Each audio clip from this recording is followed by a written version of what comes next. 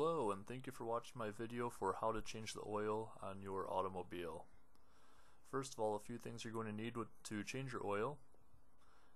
Of course, you'd need oil, in my case 5 quarts, an oil filter, basic wrenches, a pair of channel locks to help get the filter off, a floor jack, and jack stands for safety. Of course, don't forget that you need an oil drain pan, some windshield washer solvent, parts cleaner, transmission fluid, extra engine oil, engine coolant, a tire pressure gauge, a tire pump, paper towels, and a shop light can all be useful to have around as well. So the first thing I'm going to do is check all of the fluids under my hood. I'll look at the coolant first, it's fine. Power steering fluid, the color looks good but it's a little bit low, so I'll go ahead and add some more fluid. In my case, automatic transmission fluid doubles as power steering fluid.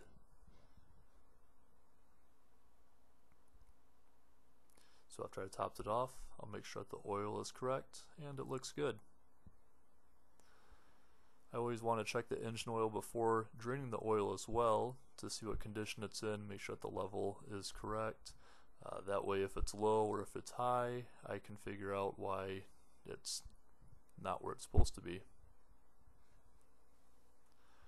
I'll go ahead and also take the oil fill cap off. Having that cap off will help the oil drain later.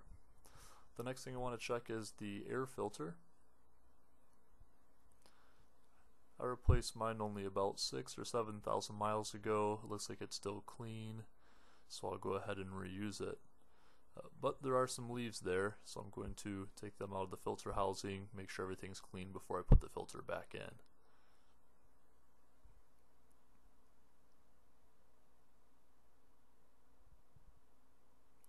The last thing I want to check is the automatic transmission fluid.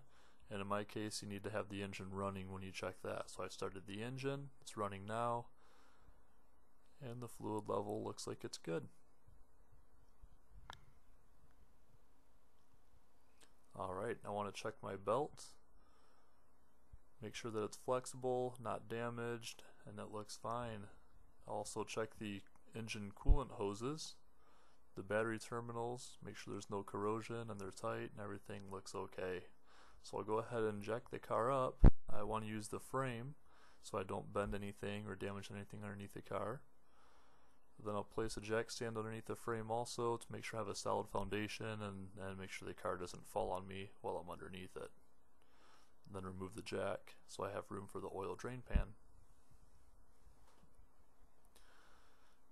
I'll use a 16mm wrench in my case to loosen the plug.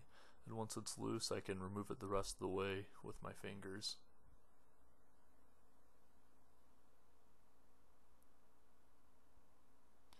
I'll also go ahead and remove the oil filter.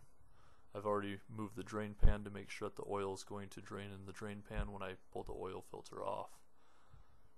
This is my new filter. I'll go ahead and lubricate the gasket and slip it right back in there. Now while the oil is draining, I want to check my tire pressures. This is a good time to do that. I keep all of my tires at 35 psi. That one's a little bit low, so I'll go ahead and top it off.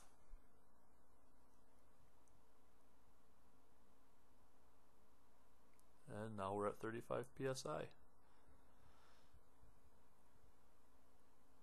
So I'll do all 4 tires. By that time the oil is drained, put the drain plug back in and snug it down.